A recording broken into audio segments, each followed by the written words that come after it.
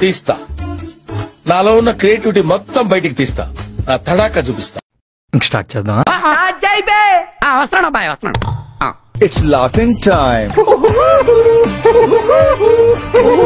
వైఎస్ఆర్సీపీ స్థాపించి 15 సంవత్సరాల దాదాపుగా ఎవరికి ఉపయోగం ఈ రోజుతో మొదలవుతా ఉంది.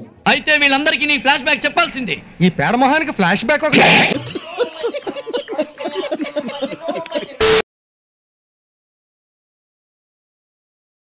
ఈ 15 సంవత్సరాల ఈ వైఎస్ఆర్సీపీ ప్రయాణంలో ఇప్పటి వరకు 100 మర్డర్లు చేశా, 50 రేపులు చేశా, కనపడ్డ స్థలాలన్నీ కబ్జా చేశా, కలకత్తాకే కన్నీళ్లు పెట్టించా.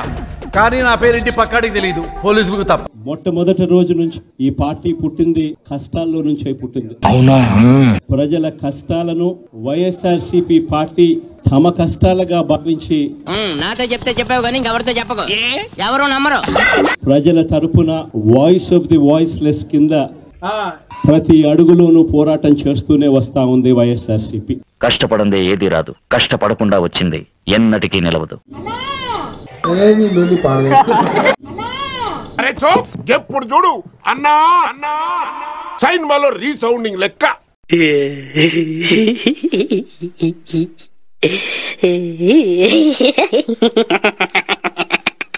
ఈరోజు నువ్వు అట్లే అరువు జీవితం అంతా అరుస్తూనే ఉంటావు. చెప్పేది తిని కదా, ఇంటి వినాలి కదా, బుర్ర ఉండాలి కదా. ప్రతిపక్షంలో మనం కూర్చోవడం కొత్త కాదు. అంతేలే, ఎదవలకు పదవులు వస్తే ఇలాగే ఏడుస్తుంది మరి. ఈ 15 ఏళ్ల మన ప్రయాణంలో 10 సంవత్సరాలు మనం ప్రతిపక్షంలోనే ఉన్నాం. ఉందా నీకు? నాకు లేదు. అదే మరి ఉందా అంటున్నా. నాకు లేదు.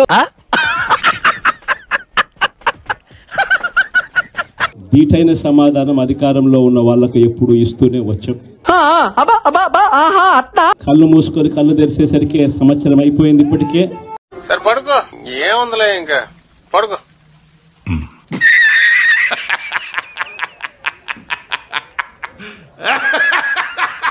మరో 3 సంవత్సరాలు 4 సంవత్సరాలలో మళ్ళీ ఈసారి వచ్చేది మళ్ళీ వైఎస్ఆర్సీపీ పార్టీనే.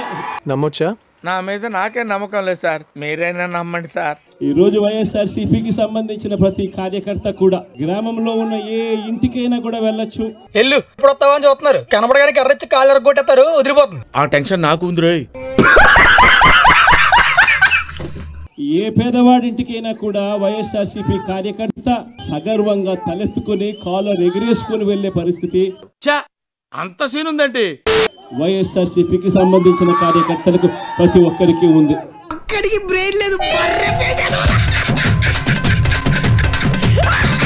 ఏ ఇంట్లోకి వెళ్ళినా కూడా బయటికి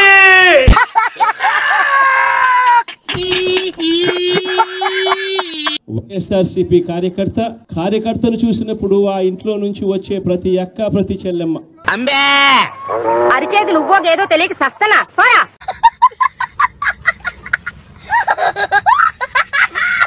ప్రతి అన్న ప్రతి తమ్ముడు ప్రతి సోదరుడు ప్రతి రైతన్న పట్టు నువ్వు ఎంత కాకబట్టినా ఇక్కడ పడేవాళ్ళు లేరే. ప్రతి అవ్వ కూడా వైఎస్ఆర్సీపీ కార్యకర్తను చూసినప్పుడు చిక్కటి చిరునవ్వుతోనే పలకరిస్తుంది. చూడు జాగనక మట్టిగా అయ్యమ్మ ఆడికి బాంబు పెట్టి గుద్దలోను.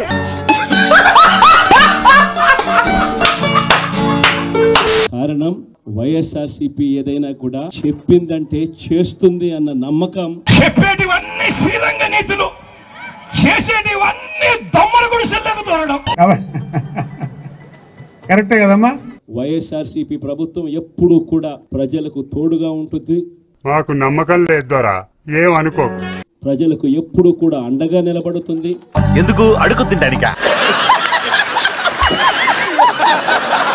ప్రజల తరపున ఎప్పుడు గొంతుకై వైఎస్ఆర్సీపీ ఎప్పుడు ప్రజలకు అండగా ఉంటుందని మరొకసారి తెలియజేస్తూ చెత్తరా కొడకది ఇక్కడ ఉంటే మొహం పగిలిపోద్ది. దెంగ ఇక్కడ నుంచి.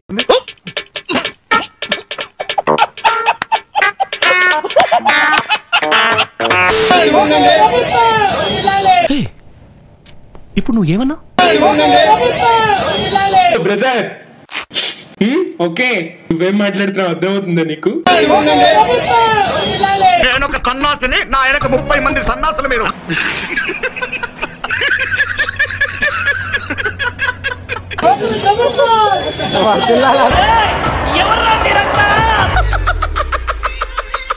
మా పార్టీలో అంటే మా గత పార్టీ అంటే నన్ను పరాయివాడిగా తీసి పారేసావు అనమాట.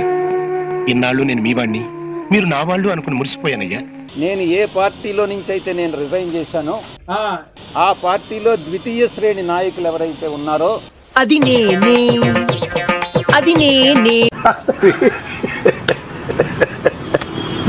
వాళ్ళు నాకు మా నాయకుడికి మధ్యన అభిప్రాయ భేదాలను సృష్టించి తెలిసిపోయిందా? మీ అందరికీ తెలిసిపోయిందా? సరే వదిలేయండి. జగన్మోహన్ రెడ్డి గారి మనసుని విరిచేటటువంటి ప్రయత్నం చేసి కమ్ములు పత్రబాబు చెప్ప 3.5 సంవత్సరం పాటు అవమానాలకు పాలై మూర్తి గారు ఇలాంటప్పుడే గుండె రాయి చేసుకోవాలి. ఏం చేస్తారు? నేను దిగినటువంటి ప్రతి మెట్టు కూడా కొంతమంది పైకెక్కడం జరిగింది. తొక్కేశారమ్మా. లోకల్ పాలిటిక్స్ టాలెంట్ అంతా తొక్కేశారమ్మా. దీంట్లో చాలా మంది పాత్రదారులు సూత్రధారులు ఉన్నారు. ఈ పార్టీ నుంచి వెళ్లిపోయిన దాని వల్ల నేను ఏ విధంగానూ నష్టపోవట్లా. ఎదవా ఎందుకు పనికిరాడు.